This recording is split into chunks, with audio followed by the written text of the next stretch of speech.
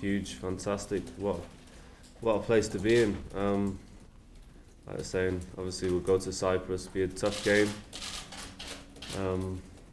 Thought they were very good last time, but we had a guy sent off after 40th minute or something, Andy King.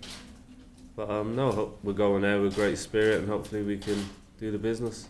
Like I was saying, it's going to be 2 difficult games, so hopefully we can do the business out in Cyprus and then have a nice home game and hopefully beat them. The thing is, with football, we just have to take it game by game because any situation, really the only team that are out of it are Andorra. Everyone else is still in and around it. So like I said, we've still got to take it, be careful because teams can catch us. Does that adrenaline, can that help you then?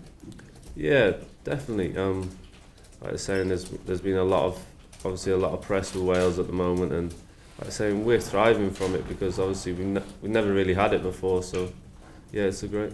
You really bounce off it, honestly. A lot of the players are, and so they should because the talent in there is really good. And when you look around you, and most of the players now are Premier League, playing week in, week out. Belgium was shocked with us. I didn't think they'd think that we were that good. Like I say, we've done really well out there to hold on and get a draw, but I think when they played us at home, I think they were really shocked. You're not going to have 50 shaved in your hair like Paul Jones did that time, are you? I definitely won't be doing that. You won't be seeing me do anything like that.